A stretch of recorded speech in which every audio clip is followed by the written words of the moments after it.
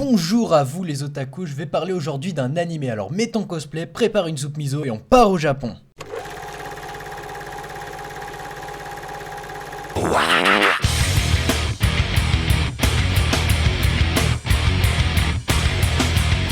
L'anime que je vais vous présenter dans cet épisode s'appelle Yamishibai. C'est un manga d'horreur surnaturelle basé sur le folklore japonais. La saison 1 est réalisée par Tomoya Takashima et la saison 2 par les célèbres Takashi Shimizu, connu pour le grand film The Grudge, et notre petit Nobuo Iguchi.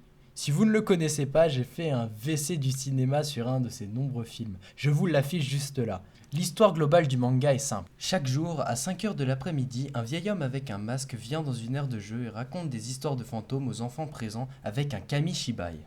Mais Clarence, c'est quoi un kamishibai? Eh bien, Clarence qui joue le public, c'est une sorte de petit théâtre ambulant datant du XIIe siècle et qui a eu son âge d'or au Japon dans les années 1950, mais qui a disparu plus tard avec l'arrivée des premières télévisions dans le marché. Bye bye!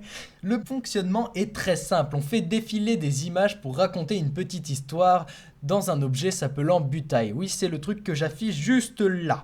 En général, il n'y a pas plus de 12 planches pour ne pas fatiguer l'auditeur. Ensuite, un épisode dure environ 5 minutes, qui est un point positif de l'anime, car cela permet de bien retranscrire le fait que l'histoire soit racontée par un kamishibai. Et aussi et surtout, tu peux regarder un épisode pendant que tu fais chauffer des pâtes.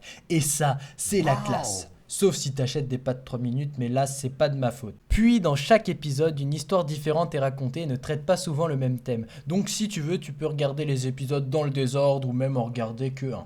Et punaise, rien que l'opening te met déjà dans l'ambiance glauque du manga. Regarde ça.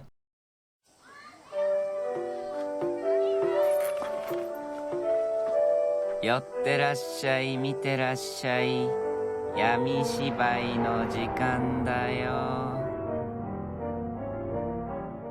En même temps que tu as remarqué la glauquitude du manga, tu as pu remarquer qu'ils ont respecté le style kamishibai en faisant des traits se rapprochant vraiment d'un dessin, et ça c'est un point extrêmement positif du manga car il joue vraiment la carte du kamishibai jusqu'au bout. Personnellement, ce manga est pour moi un de mes coups de cœur et pourrait largement tenir tête à d'autres mangas d'horreur comme Another, Toko ou encore Dragon Ball Super.